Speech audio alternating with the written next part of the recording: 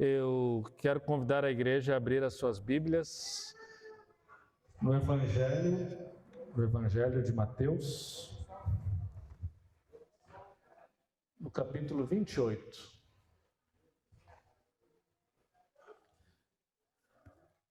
Evangelho de Mateus, capítulo 28. A mensagem do nosso culto de Páscoa, a ressurreição de Jesus Cristo. Evangelho de Mateus, capítulo de número 28, a partir do verso 1, vamos ler até o verso 10. A igreja localizou a passagem? Evangelho de Mateus, capítulo 28. Diz assim, portanto, a palavra do Senhor. No findar do sábado, ao entrar o primeiro dia da semana, Maria Madalena e a outra Maria foram ver o sepulcro. E eis que houve um grande terremoto, porque um anjo do Senhor desceu do céu, chegou-se, removeu a pedra e assentou-se sobre ela. O seu aspecto era como um relâmpago, e a sua veste alva como a neve. E os guardas tremeram espavoridos e ficaram como se estivessem mortos. Mas o anjo, dirigindo-se às mulheres, disse: Não temais, porque sei que buscais Jesus, que foi crucificado. Ele não está aqui, ressuscitou como tinha dito. Vinde ver onde ele jazia. E depois, depressa, e dizei aos seus discípulos que ele ressuscitou dos mortos, e vai adiante de vós para a Galiléia. Ali os vereis. É como vos digo. E retirando-se elas apressadamente do sepulcro, tomadas de medo e grande alegria, correram a anunciá-lo aos discípulos. E eis que Jesus veio ao encontro delas e disse: Salve! E elas, aproximando-se, abraçaram-lhe os pés e o adoraram. Então Jesus lhes disse: Não temais, ide avisar a meus irmãos que se dirijam a Galiléia, e lá me verão. Até aqui a palavra do Senhor. A igreja pode tomar assento.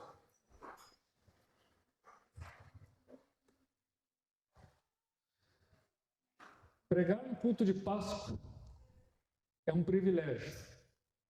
É um privilégio porque este domingo que nós relembramos os acontecimentos em Jerusalém há quase 2000 anos atrás, é aquele domingo que podemos dizer fundamental para a igreja e para o povo de Deus restaurado, para a nova criação de Deus.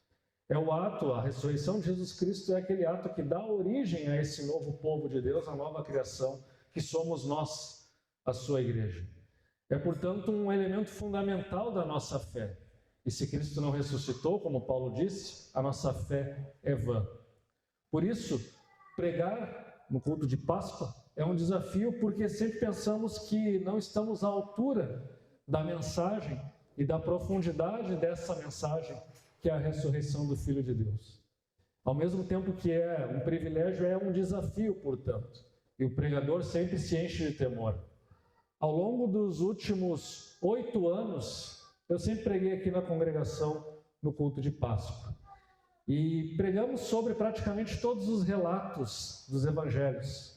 Não havia pregado ainda em Mateus, mas já havíamos pregado mais de uma vez no Evangelho de João, no Evangelho de Lucas, até mesmo no Evangelho de Marcos. Também já havíamos pregado na Páscoa judaica, o Êxodo, foi que pregamos no ano passado. Pregamos também profecias do Antigo Testamento que apontavam para a ressurreição de Cristo, que apontavam para a nova criação, para o novo céu e para a nova terra. E também na minha primeira pregação aqui, cometi um erro de iniciante. O culto era de Páscoa, mas eu preguei sobre a morte de Jesus. Esse erro eu não cometo mais, porque na Páscoa nós celebramos a ressurreição e não a morte de Jesus Cristo. De qualquer forma, nós não podemos entender a mensagem da Páscoa, a mensagem da ressurreição, a mensagem da vida sobre a morte, se não entendermos também aquilo que Jesus passou antes da sua ressurreição, ou seja, a sua morte. E os acontecimentos em Jerusalém, naquele final de semana, há mais ou menos 2000 anos atrás, eles concentram mais de 1/3 de cada um dos evangelhos. Se vocês pegarem o Evangelho de João, Quase metade dele são os discursos finais de Jesus e a narrativa da sua morte e ressurreição. Os outros evangelhos, Mateus, Marcos e Lucas, da mesma forma também gastam, digamos assim, um grande tempo na semana final de vida de Jesus. E isso aponta, portanto, para a centralidade daquilo que nós estamos lendo. Por outro lado, quando nós lemos o relato da ressurreição, o relato aqui de Mateus que eu acabei de ler, tem apenas 10 versículos. O livro de Mateus tem 28 capítulos. É um evangelho grande, é um evangelho longo. Mas em apenas 10 versículos é narrada a ressurreição de Jesus Cristo. Nos parece um pouco lacônico, mas gostaríamos de ter mais detalhes. Gostaríamos de saber como que foi essas emoções que as mulheres que presenciaram o túmulo vazio, que tiveram esse encontro com Jesus, como será que foram essas emoções? A Bíblia fala de medo e de alegria, mas será que elas choraram? Será que elas gritaram? Será que elas ficaram paralisadas com alegria? A Bíblia não se preocupa em nos dar esses detalhes. Isso fica para a nossa imaginação. Diversas obras no cinema, na cultura, procuram reproduzir, portanto, aquilo que houve. E o meu foco nessa manhã não vai ser expor ou ficar imaginando aqui os imensos detalhes que podem ter acontecido nessa narrativa. Mas a minha ideia é rever alguns elementos importantes que Mateus nos traz aqui no relato da ressurreição e depois refletirmos sobre o significado dela. O que significa o fato de que Jesus ressuscitou dos mortos? E por que isso é tão importante para nós aqui em Porto Alegre no ano de 2025? Os anos se passaram, séculos se passaram e aqui estamos nós, novamente, celebrando a ressurreição de Jesus Cristo. E por que isso é importante? Veremos, portanto, na nossa mensagem. Agora vamos ao primeiro ponto, vamos ao relato propriamente dito da ressurreição. E o Evangelho de Mateus, assim como praticamente todos os evangelhos, querem ressaltar um primeiro ponto, que foi ao findar do sábado e ao entrar do primeiro dia da semana, ou seja, o dia de domingo. Nós nos reunimos domingo após domingo para cultuar a Deus. Isso não é por acaso, é porque foi no primeiro dia, e não no sétimo, mas no primeiro dia da semana que Jesus Cristo ressurgiu dentre os mortos. E o que estava prestes a acontecer e que as mulheres estavam prestes a presenciar era algo absolutamente inédito e algo que mudaria completamente a história, não apenas delas e dos discípulos, mas de toda a humanidade. Por quê? Porque estava prestes a raiar uma nova criação. Uma nova criação que, apesar de ser uma mudança radical em tudo, não foi percebida pelas pessoas que viviam naquele momento, com exceção de algumas poucas testemunhas. Estavam ali testemunhando esse raiar de um novo dia, o raiar de uma nova criação. É o primeiro dia. Lá em Gênesis, a Bíblia nos fala que Deus criou todas as coisas, no princípio, céus e terra, e no primeiro dia, o primeiro dia da semana, ele começa esse processo de criação. E agora, no primeiro dia da semana, novamente, Deus recomeça, Deus traz à luz uma nova criação. Porque Jesus Cristo, como nós veremos mais adiante, vai trazer à luz, portanto, um novo povo, um novo mundo, uma nova era para a humanidade. Mas, portanto, no primeiro dia da semana, Maria Madalena e a outra Maria foram ver o sepulcro. Elas iam preparar o corpo de Jesus, elas iam colocar óleos aromáticos, elas iam ter um cuidado com o corpo. Elas não tinham uma expectativa de presenciar algo novo. Elas não tinham uma expectativa de presenciar um Jesus Cristo ressurreto. Apesar de Jesus ter dito que ressuscitaria, ela, assim como os discípulos, muito provavelmente não interpretaram isso literalmente. Afinal, Jesus falava por parábolas com tanta frequência, falava de maneira tão misteriosa, com tanta frequência, e os discípulos não entendiam muitas vezes e ficavam com vergonha de perguntar, porque às vezes Jesus expressava a sua indignação contra a falta de compreensão deles e a dureza do seu coração. Portanto, ninguém, absolutamente ninguém, esperava a ressurreição de Jesus Cristo naquela manhã. E as mulheres foram lá, portanto, para ter um cuidado com o corpo de Jesus. Mas ao chegar lá, elas presenciam algo absolutamente novo e algo absolutamente inédito. Houve um grande terremoto, um anjo do Senhor desceu do céu, chegou-se à pedra, sentou-se sobre ela. E o aspecto era como de um relâmpago, e sua veste alva como a neve. E os guardas tremeram espavoridos e ficaram como se tivessem mortos. Algo aconteceu, algo como um terremoto.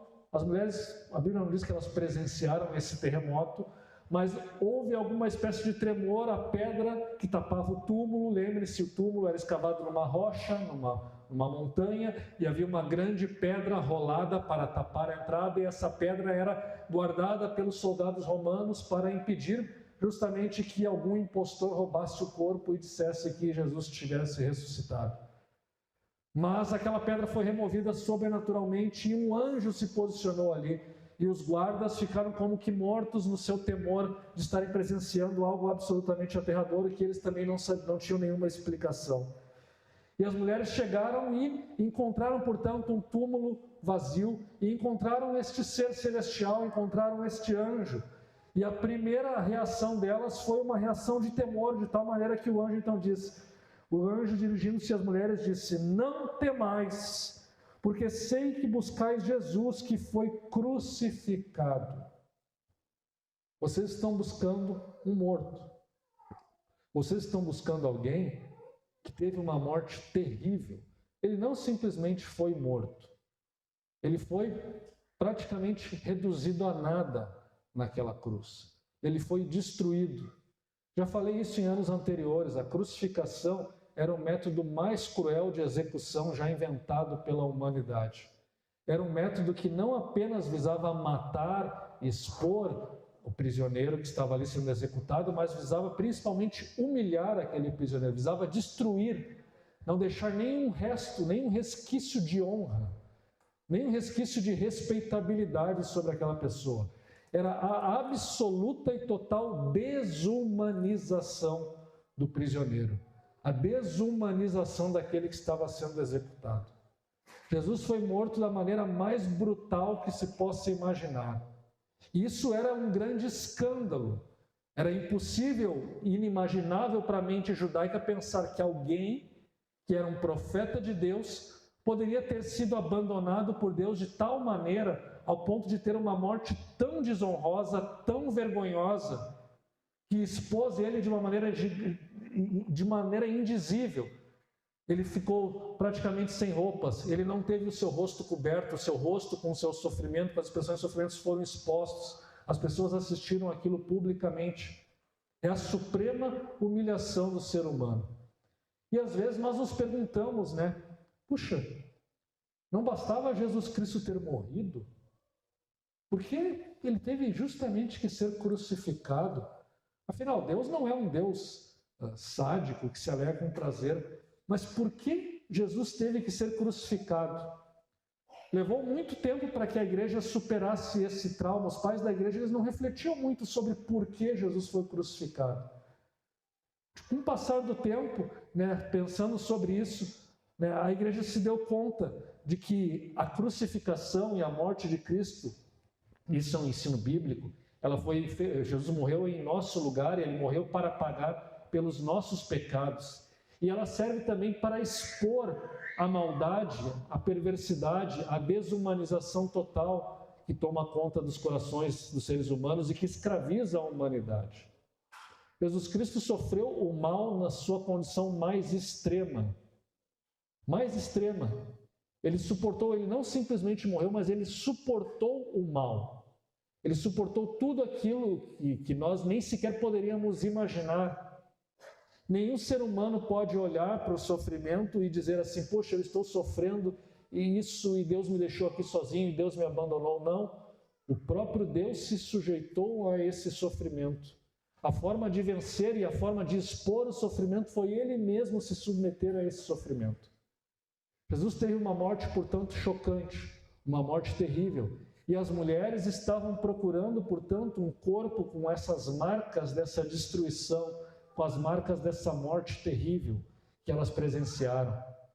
Mas ao chegar lá, o Jesus que foi crucificado, ele não está mais lá. Elas estavam procurando alguém que havia sido morto dessa maneira, mas não. E o anjo diz, ele não está aqui, ele ressuscitou como tinha dito. É como se o anjo estivesse dizendo, vocês lembram que Jesus falou que iria ser entregue às autoridades, seria morto, mas ao terceiro dia ressuscitaria? Pois bem, isso de fato aconteceu. Não era uma parábola, não era uma historinha piedosa, não era um conto piedoso ou um mito. Ele de fato cumpriu aquilo que ele prometeu, aquilo que ele falou. Ele morreria, ele seria entregue, ele voluntariamente daria a sua vida, mas no terceiro dia ressuscitaria. Jesus Cristo ressuscitou como tinha dito. E se vocês têm alguma dúvida, venham, olhem e vejam. Vejam o lugar onde ele estava. Aqui na mesa da ceia nós temos uma pequena reprodução artística que imaginativamente, coloca ali o Monte Calvário, as cruzes e também a sepultura abaixo, uma pedra, um túmulo vazio. É basicamente isso que as mulheres devem ter presenciado. Próximo ao local onde ele foi crucificado, agora elas vão lá e se deparam com um túmulo vazio. E alguém poderia objetar, não, mas presenciar um túmulo vazio não garante que ele ressuscitou. Alguém poderia ter removido o corpo daquele lugar. Mas elas viram o túmulo e o anjo continua e diz, ide depressa e dizei aos seus discípulos que ele ressuscitou dos mortos e vai adiante de vós para a Galiléia. Ali os verei e é como vos digo. Elas saíram apressadamente do sepulcro. Mateus nos diz que elas foram tomadas de medo e grande alegria. E aqui, um ponto a ressaltar. O Evangelho de Marcos, a mesma narrativa, mesma história contada com alguns detalhes diferentes, nos diz apenas que elas saíram assombradas, assustadas, estavam com medo. Da mesma forma, os outros evangelhos, em todos eles, a palavra que mais aparece é a palavra medo, pavor, ao invés da palavra alegria. Mateus acrescenta que elas saíram também com alegria, não apenas com medo. Na verdade, portanto, Mateus acrescenta o detalhe de que, além do medo e além do pavor, elas foram tomadas por grande alegria. Não apenas medo, mas também alegria. Isso parece contraditório, não? Vocês já tiveram ao mesmo tempo a sensação de medo e a sensação de alegria? As mulheres estavam com essa sensação. E nós podemos nos perguntar por quê? O anjo já disse para elas não temais, mas elas continuam com medo. E não só isso, elas continuam, e quando elas têm um encontro com Cristo ressurreto, o que diz o verso 9? Eis que Jesus veio em encontro delas e disse, salve! E elas, aproximando-se, abraçaram-lhe os pés e o adoraram. A postura delas foi de adoração, elas não estavam mais diante de um ser humano qualquer, elas estavam diante de um ser divino. Mas essa atitude de se prostrar e adorar também expressa, em algum sentido, o temor que elas estavam sentindo, o medo que elas tinham. Por isso Jesus vai lhes dizer no verso 10, então Jesus lhe disse, não temais, e ide avisar aos meus irmãos que se dirijam a Galiléia e lá me verão. Jesus tem que ressaltar novamente o não temais, porque elas estavam ainda tomadas de pavor. E Marcos é o evangelho que ressalta esse pavor ainda mais, porque ele usa a palavra assombro.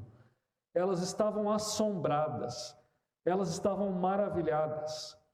A alegria que existia no coração delas não foi suficiente para excluir esse assombro, esse temor e esse medo.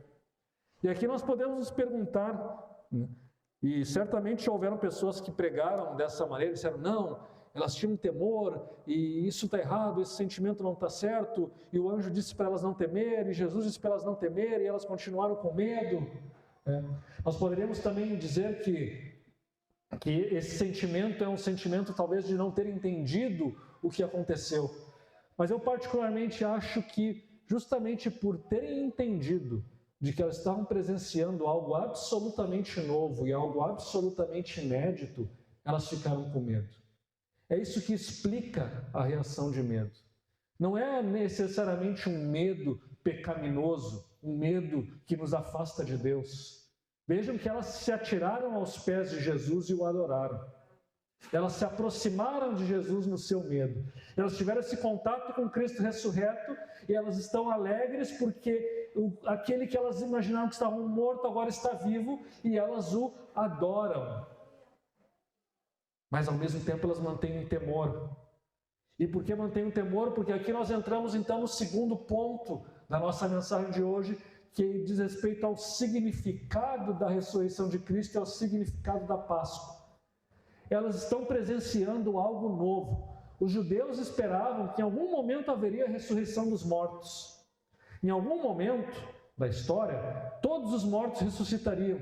E quando isso acontecesse, seria naquele dia em que Deus estabeleceria o seu reino sobre a terra, eliminaria toda a maldade, destruiria as nações perversas que oprimiam o povo de Israel, que oprimiam o povo de Judá, que o escravizavam. E nesse dia, portanto, seria instaurado um reino de paz na terra, um reino no qual o próprio povo de Israel governaria. Somente quando isso acontecesse, mortos ressuscitariam. Mas ao Jesus Cristo ter ressuscitado dentre os mortos, essa compreensão ela vai ter que ser reentendida. É um sinal de que não, peraí um pouquinho. Se Jesus ressuscitou dos mortos, então algo novo está acontecendo. Então o reino de Deus chegou. Então a nova criação chegou. Então Israel está sendo restaurado. Então agora tudo vai se fazer novo. E era exatamente isso que estava acontecendo. Mas ao mesmo tempo elas poderiam se perguntar, mas tudo se fez novo, por que os romanos ainda estão aqui? Por que nós ainda continuamos com nossos corpos, os demais mortos? Alguns até ressuscitaram, Mateus vai dizer que alguns mortos ressuscitaram juntos, mas os demais mortos continuam mortos. De alguma maneira nós continuamos a sentir dor, nós podemos ver. Algo novo e extraordinário aconteceu e é algo que a nossa mente não consegue entender. E não foi nós que fizemos, não foi a nossa santidade que trouxe Jesus, não foi o nosso esforço religioso que fez com que ele ressuscitasse, não foi a nossa fé, porque nós nem fé direito tínhamos, que fez com que ele ressuscitasse ou que nos deu o privilégio de presenciar esse acontecimento. Não, é algo que Deus está fazendo aqui e agora. E diante da ação de Deus, elas estão assombradas, elas estão perplexas, elas estão com medo, mas ao mesmo tempo elas estão tomadas de grande alegria. E a alegria, portanto, passa a caracterizar o povo de Deus desde então. Alegria por quê? Porque com a ressurreição de Jesus Cristo tudo mudou. É uma nova era que tem início, uma era em que o mal foi derrotado. Mas como, Rodrigo? Como se nós continuamos a morrer, se continuamos a ver tanta maldade, se continuamos a ver pessoas brigando, discutindo, se as guerras continuam a existir?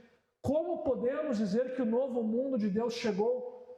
Pois bem, exatamente, apesar de tudo isso, Paulo está dizendo que as profecias de Deus começaram a se cumprir.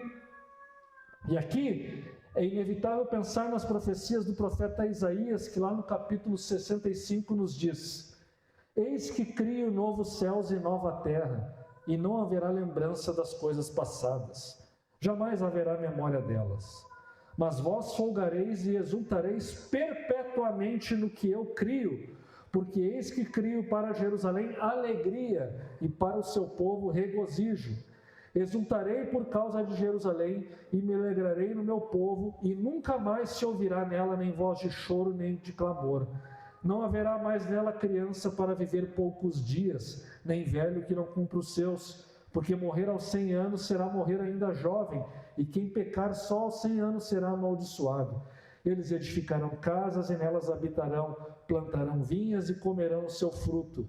Não edificarão para que outros habitem, não plantarão para que outros comam, porque a longevidade do meu povo será como a da árvore, e os meus eleitos desfrutarão de todas as obras das suas próprias mãos. Não trabalharão debalde, nem terão filhos para calamidade, porque são a posteridade bendita do Senhor, e os seus filhos estarão com eles. E será que, antes que clamem, eu responderei. Estando eles ainda falando, eu os ouvirei. O lobo e o cordeiro pastarão juntos, o leão comerá palha como boi, o pó será a comida da serpente. Não se fará mal nem dano algum em todo o meu santo monte, diz o Senhor. Era isso que os judeus aguardavam. Um reino de paz e prosperidade, onde a própria natureza já demonstraria essa harmonia, onde o leão não comeria mais outros animais. Mas esse reino de paz, com a ressurreição de Jesus Cristo, estava sendo inaugurado. O reino de Deus estava chegando de uma maneira totalmente nova. A nova criação prometida pelos profetas teve início com a ressurreição de Jesus Cristo. A morte ainda existe, o mal ainda existe, e sim, literalmente aguardamos o cumprimento pleno dessa profecia de Isaías. Mas desde aquele momento em que Jesus surgiu dos mortos, nós sabemos que essas promessas vão se cumprir. E Paulo vai dizer que Jesus Cristo é, portanto, as primícias da nova criação. Jesus Cristo é uma antecipação da nova criação. A eternidade, o reino de Deus, a bondade de Deus invadiu a presente era por meio de Jesus Cristo e por meio da sua ressurreição. E agora, portanto, essa era iniciou. Apesar de toda a maldade que nós vemos, nós já podemos desfrutar de alguns dos benefícios desta nova criação. E é por isso que hoje eu e você estamos aqui. 2000 anos se passaram, os inimigos do povo de Deus tentaram sufocar a igreja, tentaram matar os discípulos, tentaram destruir a mensagem do Evangelho, tentaram destruir as Escrituras e não conseguiram. Por quê? Porque aquela nova criação que começou com a ressurreição de Jesus Cristo, ela não pode ser destruída.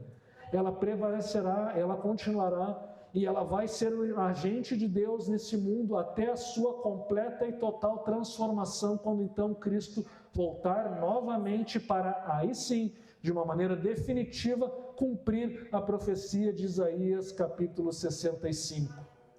Mas enquanto este dia não chega, e enquanto o leão não pasta junto com a ovelha, enquanto a serpente não foi esmagada definitivamente, enquanto a morte continua a nos atormentar, crianças ainda continuam a morrer na tenridade, onde ainda vemos as pessoas praticando o mal de uma maneira inimaginável. Enquanto isso não acontece, Jesus Cristo constituiu um povo que já pode desfrutar desses benefícios, já pode desfrutar da nova vida que a nova criação nos traz. E aqui, portanto, entra o significado, a Páscoa, meus irmãos, que nós celebramos anualmente, relembrando a ressurreição de Jesus Cristo. A Páscoa é um tempo de renovação, é um tempo de vitalidade espiritual. A ressurreição, ela aponta para isso. Nós já estávamos mortos em nossos delitos e pecados, e agora Jesus, o próprio Deus, nos ressuscita para uma nova vida. Estávamos mortos, é uma intervenção absolutamente sobrenatural. O Deus que ressuscitou Jesus Cristo dentre os mortos é o Deus que nos ressuscitou para ter vida espiritual e vida plena com Ele. Nós já podemos desfrutar dessa vida eterna ao crermos em Jesus Cristo. Paulo vai nos ensinar lá no capítulo 6 de Romanos, que agora, uma vez que fomos batizados, nós morremos com Cristo e ressuscitamos com Cristo e, portanto, participamos desta nova criação que começou com a ressurreição do Filho de Deus. É o que ele diz no capítulo 6 de Romanos. Permaneceremos no pecado para que a graça seja mais abundante? De modo nenhum. Como viveremos ainda no pecado, nós que para ele morremos? Ou porventura ignorais que todos nós que fomos batizados em Cristo Jesus, fomos batizados na sua morte?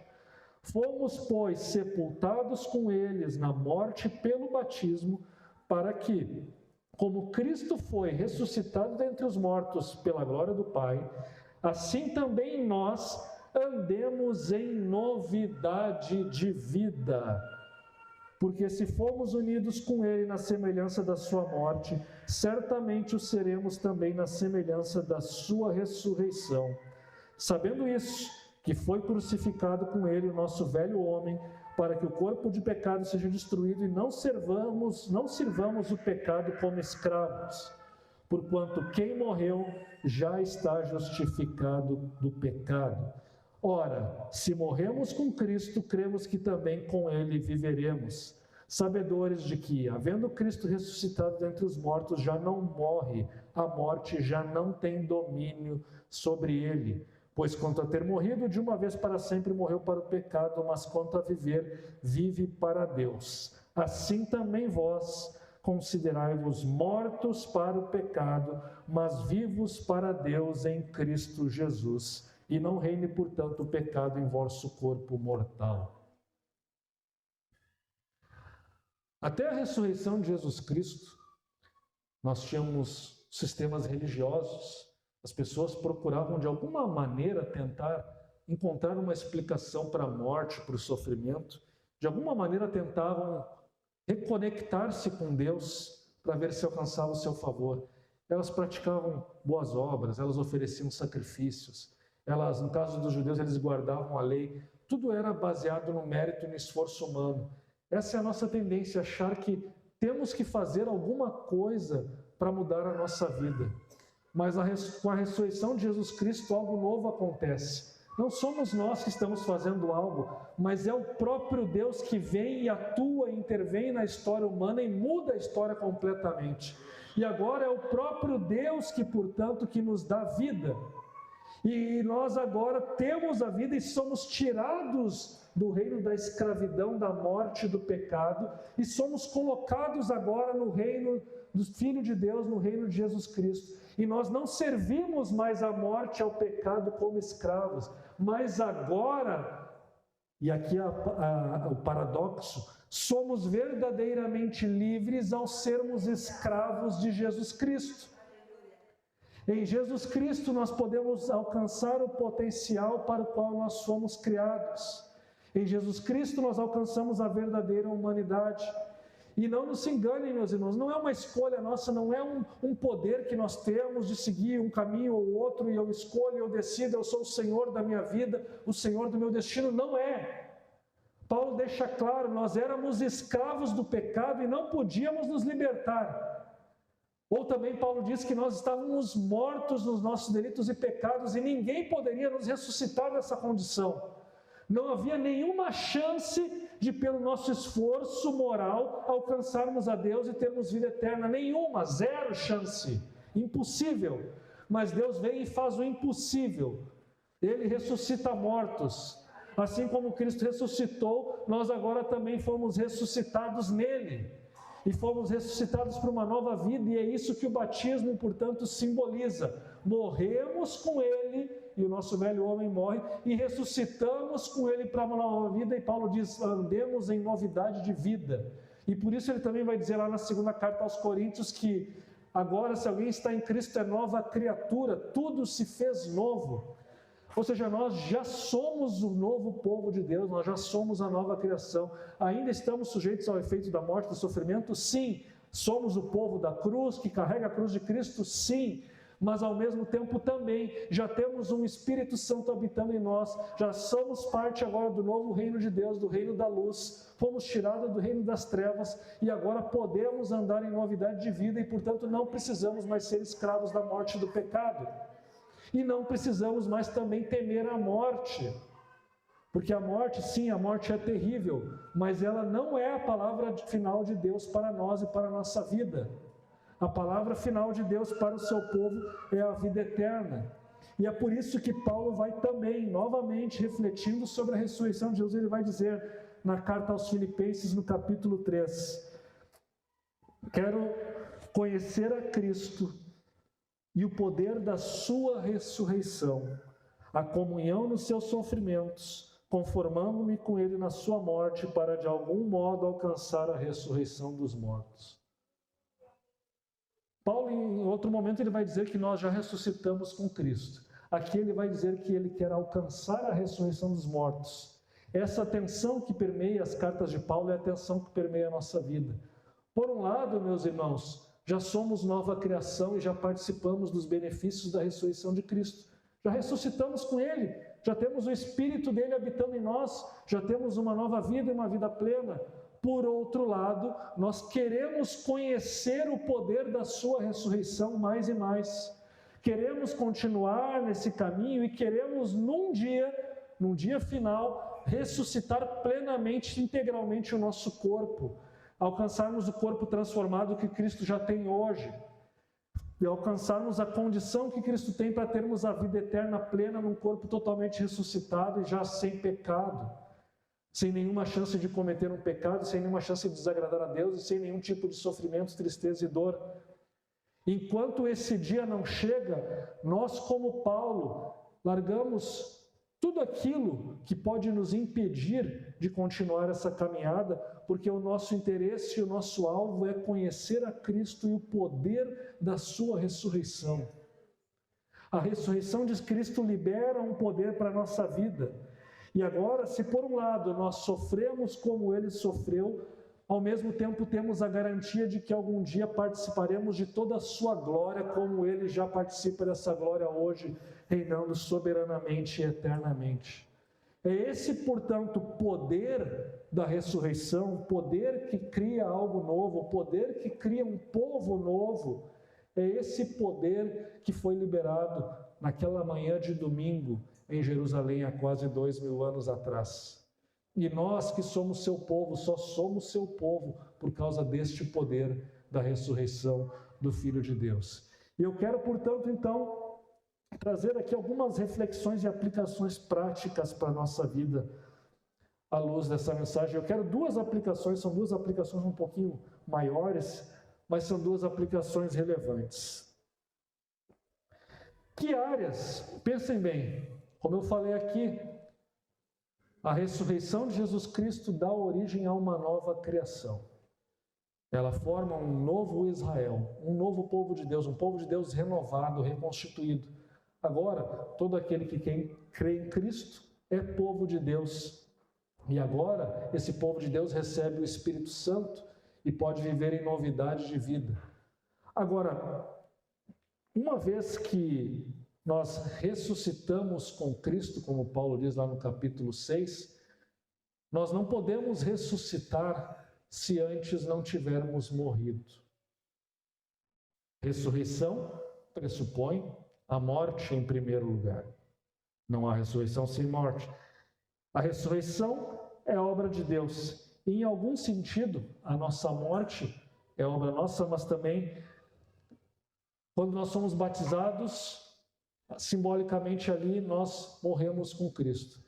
Mas no dia a dia, na nossa vida, há coisas que nós temos que manter mortas, ou temos que matar, ou que Deus está matando em nossa vida, mas que nós não deixamos que Ele mate.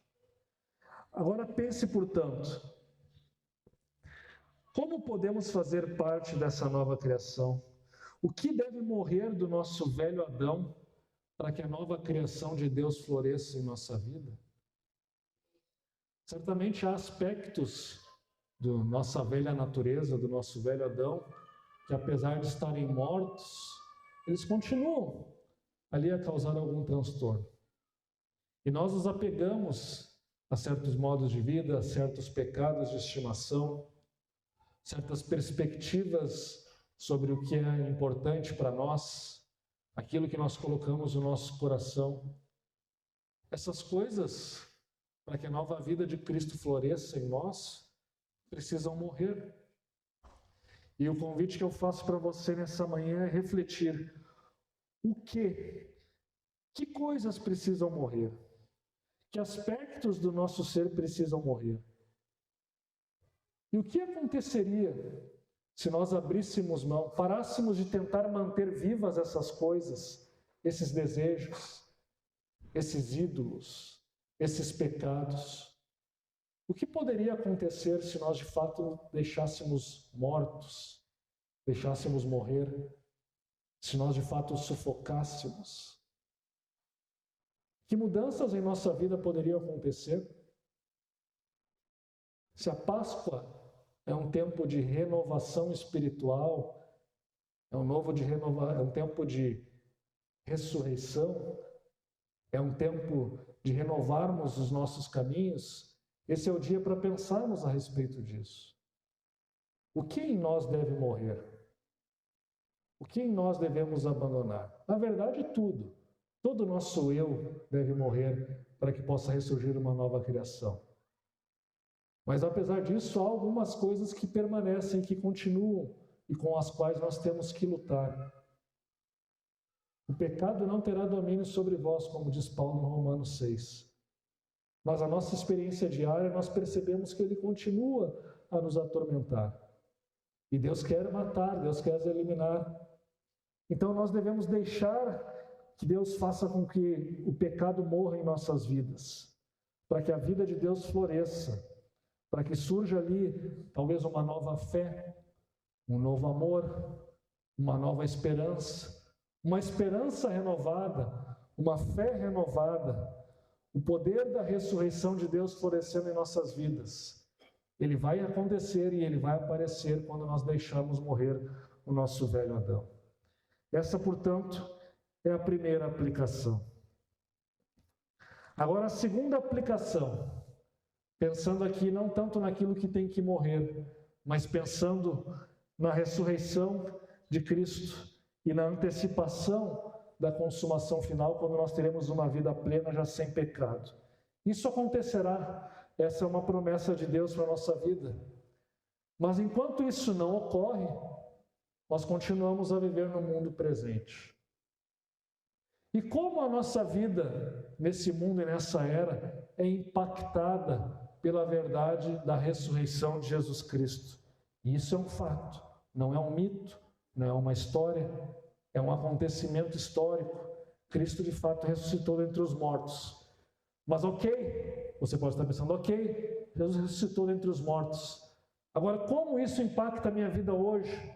Eu estou aqui entristecido, eu tenho problemas, eu tenho dívidas, eu tenho problemas no meu casamento, eu tenho problemas com meus colegas de trabalho, eu não tenho uma vida feliz, eu gostaria de ter uma vida melhor.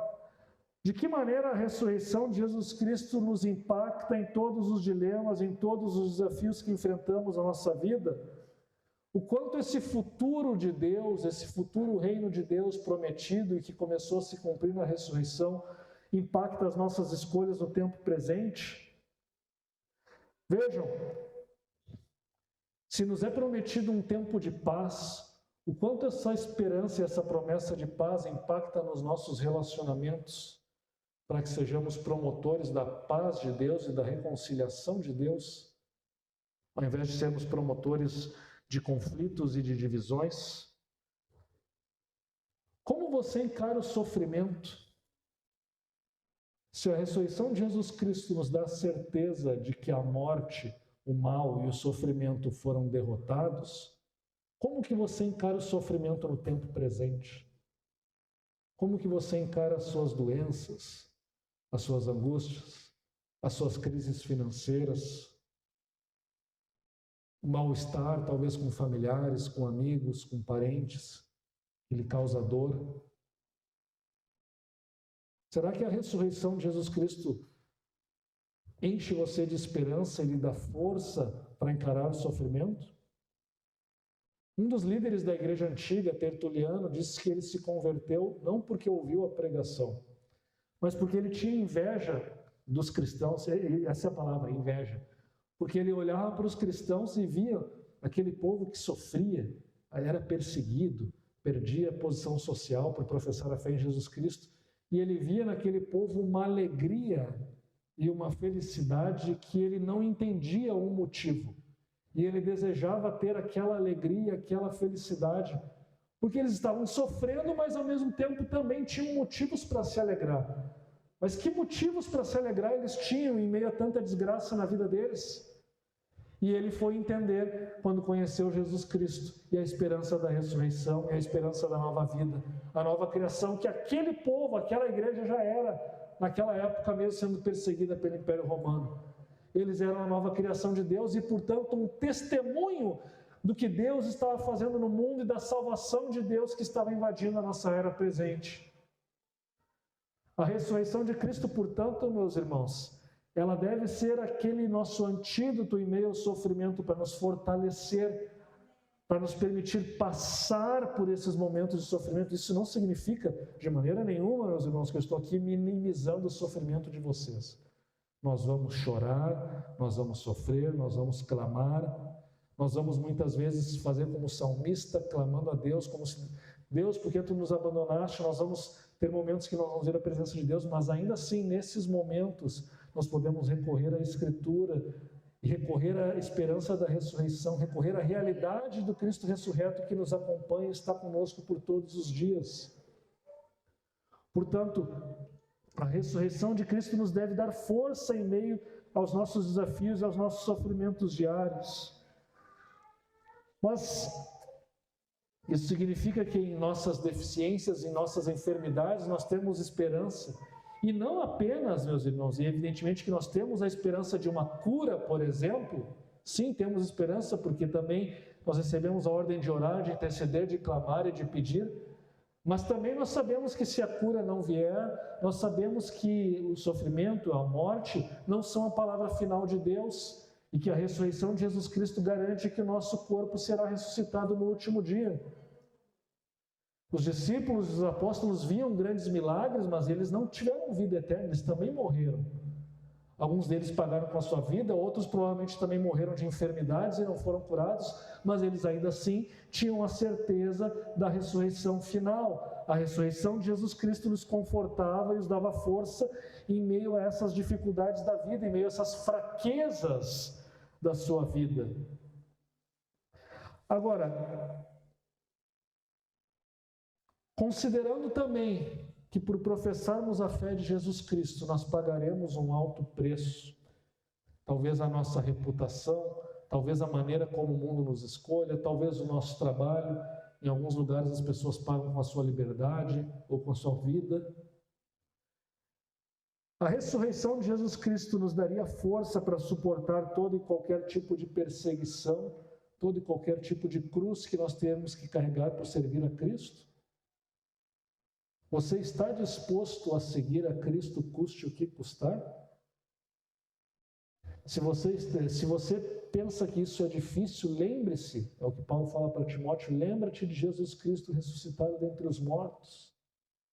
É isso que vai nos dar força e inclusive vai tirar a nossa vergonha no nosso ambiente de trabalho, quando tivermos que assumir uma posição que contraria a lógica da nossa cultura, do nosso ambiente corporativo, ou quando formos falar de Jesus Cristo para aqueles que não creem, parece uma mensagem tão frágil, às vezes pode parecer uma mensagem tão ridícula, e nós estamos preocupados com a nossa reputação.